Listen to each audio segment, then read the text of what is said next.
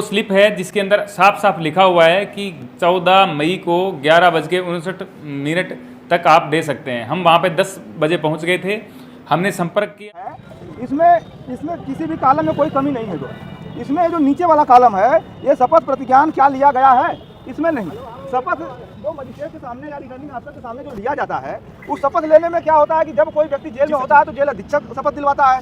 कोई कहीं पे बाहर है, उसका प्रस्तावक या उसका एजेंट आता है, अगर वो नॉमिनेशन करता है तो वो व्यक्ति जहाँ रहता है वहाँ पे जो है शपथ लेता है। लेकिन जो कैंडिडेट खुद नॉमिनेशन कर रहा है तो उसको शपथ दिलवाने का काम जो रिटर्निंग अफसर है या सहायक रिटर्निंग अफसर है उनका है। तो जो लोग 3 बजे के आसपास जो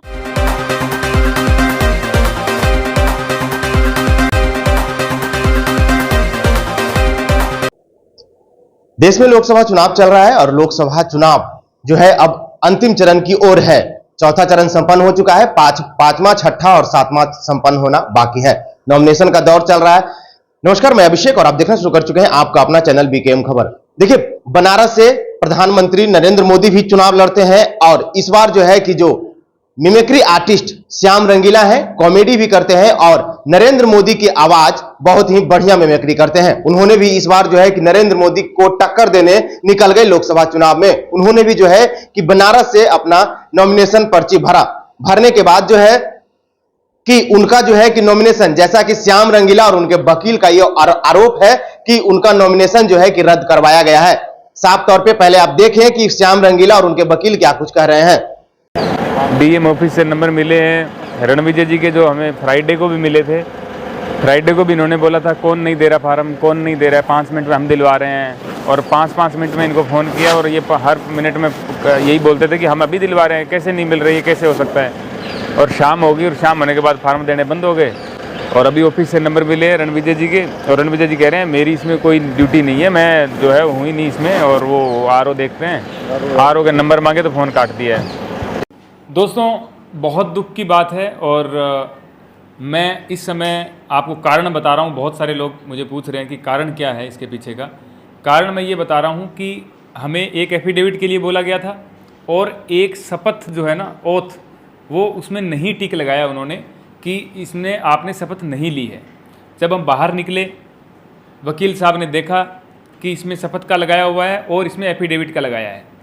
तुरंत हम गए, हम अपडेट नहीं कर पाए रात को 9, सवा 9 बजे तक कि हमारा नॉमिनेशन हो गया है। लोग बहुत इंतज़ार कर रहे थे, कॉल्स आ रहे थे। हमने सबसे पहले एफिडेविट बनवाया है क्योंकि उस जो स्लिप हमें दी गई उस पर टाइम लिखा हुआ था कि 14 मई को आप 11:59 तक आप एफिडेविट जमा करवा दीजिए। हम वहाँ पे डीएम ऑफिस में रात को 10 बजे पहुँच गए थे। ये आप सबसे पहले वो स्लिप देख लीजिए। ये वो स्लिप है जिसके अंदर साफ साफ लिखा हुआ है कि 14 मई को 11:59 तक आप दे सकते हैं। हम वहाँ पे 10 बजे पहुँच गए थे, हमने संपर्क किया। वहाँ पे जो है डीएम साहब थे नहीं, तो जिन्होंने साइन किया था वो थे। उन्होंने बोला कि आप सुबह आइए, अभी इसमें कुछ भी नहीं हो सकता, आप सुबह आइए। तो हम वहाँ पे इंतज़ार करते रहे। अब ये जो वीडियो मैं आपको दिखा रहा हूँ ये वहाँ पे बनाया हुआ है और लगभग ये 10 बजे के करीब का वीडियो है। आप ये वीडियो देख लीजिए। हाँ, डीएम साहब आ जाते हैं, डीएम साहब से बात हम लोग कर लेंगे। हाँ, चलिए। तो सर कुछ तो होना चाहिए ना कि 9 बजे यहाँ पे 10 बजे आए थे, कुछ तो होना चाहिए ना। मैं तो उधर कर रहा हूँ सर, आप इधर हट जाओगे तो मैं इधर की कर लूँगा, ऑफिस की कर लूँगा। मेंटेन हुआ नहीं है, यही समझ। एक बार फोन का एक बार बटन दबाइए, लॉक वाला, टाइम डेट देख लेते हैं बस। टाइमिंग वाला वो कर लीजिए।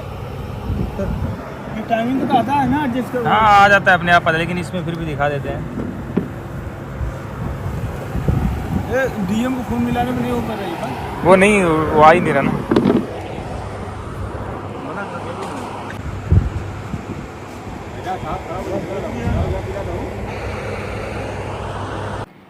इस वीडियो में आपको साफ दिख रहा है कि हम डॉक्यूमेंट लेके पहुंच गए हैं और वहां के अधिकारी जो हैं वो हमें बता रहे हैं कि सुबह आओ आप। उसके बावजूद हमने वहां पे इंतज़ार किया डीएम साहब का। डीएम साहब आए हैं और उनको हमने जब कहा है कि सर हम एफिडेविट लेके आ गए हैं टाइम से पहले, उन्होंने बोला तुम आप पिकनिक पे आए हो, यहाँ पे रात को घूम रहे हो, पिकनिक है ये, पिकनिक स्पॉट बना रखा है इसको, निकलो इधर से। तो हमने कहा सर आपने टाइम लिखा इसलिए आए हैं, हम कोई दिन भर से यहाँ पे खड़े हुए हैं, शाम को यहाँ पे आ रहे हैं, ऐसा थोड़ी हम शाम को आते फिरेंगे यहाँ पे। तो पुलिस वालों की तरफ देखा, अधिकारियों की तरफ, और बोला कि तुम्हें नौकरी से निकलवा दूंगा मैं, निकालो इनको बाहर।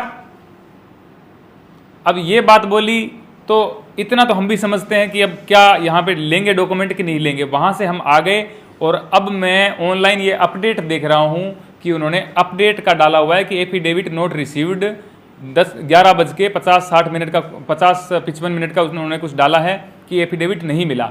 अब ये सबूत आपने देख लिए, हम वहाँ पे पहुँच गए थे, सब पहुँच गए थे। अब जो है ना ये एफिडेविट का बहाना चलेगा नहीं। आज मुझे एफिडेविट का उन्होंने बोला तो मैंने कहा सर हम रात को आए तो थे। बोले आप बहस मत कीजिए, वो कोई टाइम नहीं थाने का। मैंने कहा सर आपने टाइम लिखा है। बोले 3 बजे तक का टाइम होता है 14 तारीख को। मैंने कहा आपने क्यों लिखा है? आपने तो 5 बजे तो मेरे से नॉमिनेशन लिया है ना, तो आप 3 बजे का कैसे टाइम दे सकते हैं, 2 घंटे पहले का। तो उन्होंने बोला कि आपने शपथ भी नहीं ली। मैंने कहा सर मैंने शपथ ली तो है, अभी जो आपने जो बोला है वो सब कुछ किया है तो शपथ ली है मैंने, मुझे थोड़ी पता है शपथ कैसे ली जाती है। आपने कहीं साइन करवाया, मैंने कर दिया। बोले शपथ आपने नहीं ली है। मैंने कहा सर आप मुझे बताएंगे तो मैं ले लेता, मैं मना थोड़ी करता शपथ के लिए। कुल मिलाकर के उन्होंने ये बता दिया कि अब आप बहस मत कीजिए, आप जाइए यहाँ से। और वहाँ से हम भारत माता की जय के नारे लगाते हुए बाहर निकले और धन्यवाद किया डीएम साहब का और बाकियों का, और हम वहाँ से आ गए। उसके बाद मीडिया बाइट दी है जो आप सबने देखी है। अब जो मुझसे कारण पूछ रहे हैं तो इसके पीछे का यही कारण है। अब आप तय कर लीजिए कि हमारे डॉक्यूमेंट कम थे या क्या चीज़ें कम थी या कुछ गलत था, तो वो सुधार किया जा सकता है, उसमें समय मिलता है। हमने विदिन समय के अंदर वहाँ पे प्रोवाइड करवाए डॉक्यूमेंट, लेकिन कोई रिसीव करने वाला नहीं था और उसको एक पिकनिक स्पॉट हमारे लिए बना करके उन्होंने डांट के भगा दिया। ये सच्चाई है। रात का वीडियो रिकॉर्ड किया हुआ है, इसीलिए किया हुआ है कि मुझे पता था कि ये होगा, इसलिए मैंने रिकॉर्ड किया। तो अब आप सब देख चुके हैं। मेरी सबसे निवेदन है, मेरे शुभ चिंतक है, मैं गुस्से में भी हूँ, दुख में भी हूँ, इसलिए मुझसे कुछ भी अगर आपसे मेरी किसी का फ़ोन आए और थोड़ी सी गुस्से में या किसी भी तरीके से बात हो जाए तो मुझे आप क्षमा कर दीजिएगा। मैं उस हालत में नहीं हूँ जैसा मैं पहले था। मेरा आपसे निवेदन है कि एटलीस्ट एक दिन 24 घंटे मुझे दीजिए, मुझे कॉल मत कीजिए। मैं जो भी अपडेट होगा, जैसे ये वीडियो डाला है मैं वैसे ही डालता रहूँगा। मुझे सबने सहयोग दिया है, आगे भी आपका सहयोग चाहूँगा। बहुत बहुत धन्यवाद। आया था जो है, अब इसमें आप ये देख लीजिए जो है इनका ये जो है जो इनको चेकलिस्ट मिला है, इसमें किसी भी कॉलम में कोई कमी नहीं है। जो इसमें जो नीचे वाला कॉलम है ये शपथ प्रतिज्ञान क्या लिया गया है, इसमें नहीं। शपथ जो मजिस्ट्रेट के सामने या रिटर्निंग अफसर के सामने जो लिया जाता है, उस शपथ लेने में क्या होता है कि जब कोई व्यक्ति जेल में होता है तो जेल अधीक्षक शपथ दिलवाता है। कोई कहीं पे बाहर है, उसका प्रस्तावक या उसका एजेंट आता है, अगर वो नॉमिनेशन करता है तो वो व्यक्ति जहाँ रहता है वहाँ पे जो है शपथ लेता है। लेकिन जो कैंडिडेट खुद नॉमिनेशन कर रहा है तो उसको शपथ दिलवाने का काम जो रिटर्निंग अफसर है या सहायक रिटर्निंग अफसर है उनका है।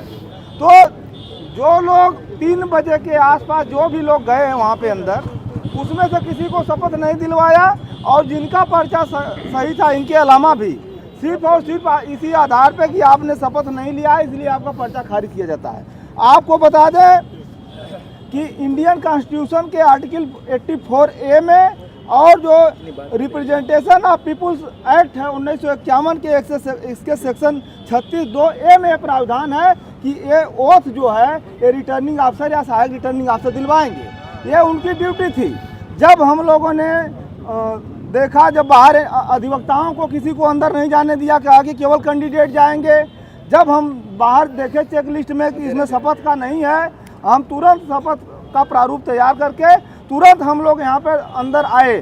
सबसे पहले सहायक रिटर्निंग अफसर हम लोगों से मिले, उन्होंने कहा कि अब नहीं होगा शपथ, अब नहीं होगा, अब आप जाइए, कल आइए। हमने कहा कि इसमें 11:59 आप लोग देख सकते हैं, 11:59 PM टाइम दिया हुआ है, 11:59 पर रात में दिया हुआ टाइम।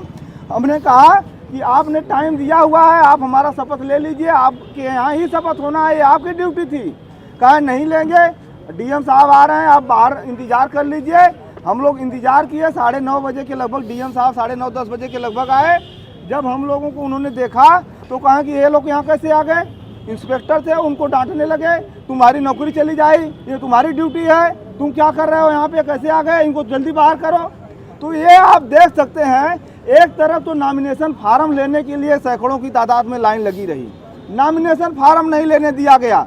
दूसरे तरफ नॉमिनेशन फार्म जब लोग लेने के लिए कतार में लाइन में थे एक्ट में यह प्राविधान है कि आप जो है ऑनलाइन प्रिंट आउट निकाल करके भी नॉमिनेशन फार्म कर सकते हैं। तो नॉमिनेशन फार्म जब प्रत्याशी लेने के लिए गया तो पहली बार ऐसा हुआ कि इन्होंने नॉमिनेशन फार्म के बजाय ट्रेजरी चालान फार्म दिया। कहा कि आप पहले 10 प्रस्तावकों की सूची लाइए, उनका मोबाइल नंबर लाइए और ट्रेजरी चालान जमा करके आइए, तब आपको फार्म दिया जाएगा। यह इतिहास में, भारत के इतिहास में पहली बार ऐसा हुआ है। जब लोग प्रस्तावकों की सूची और मोबाइल नंबर दे दिए तो प्रस्तावकों को घर पर जाकर के धमकाया गया, उनको बैक किया गया, उनको प्रलोभन दिया गया, उनको मुकदमों की धमकी दी गई। प्रस्तावक सब चले गए पीछे, तमाम प्रत्याशियों के प्रस्तावकों को धमकाया गया। दूसरी बात, जब उनका प्रस्तावक का काम पूरा हो गया, फार्म का काम पूरा हो गया, ट्रेजरी चालान का फार्म पूरा हो गया, आप जो है ये समझ लीजिए कि 7 तारीख से लेकर के 14 तारीख तक मात्र 14 नामांकन हुआ।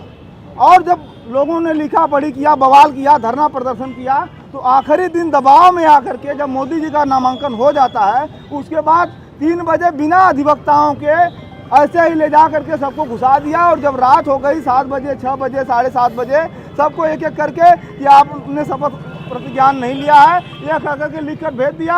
किसी को कहा कि आप 11 बजे रात को दीजिए, किसी को कहा कि आप 9 बजे तक दीजिए, और सभी लोग चले गए। और फिर जब हम लोग आए तो हमारा जो है शपथ प्रतिज्ञान का प्रक्रिया पूरा नहीं कराए। तो आपने साफ तौर पे सुना कि श्याम रंगीला और उनके जो वकील हैं वो ये साफ तौर पे कहते नजर आ रहे हैं कि हमने जो पर्ची भरने का क्राइटेरिया होता है वो हमने पूरी तरीका से साफ तौर पे और सही भरा था, लेकिन फिर भी जो है कि नॉमिनेशन रद्द कर दिया गया है। फिलहाल के लिए इतना ही। आप क्या सोचते हैं अपनी प्रतिक्रिया कमेंट बॉक्स में जरूर दें। बने रहें वीकेएम खबर के साथ। जय हिंद, जय बिहार।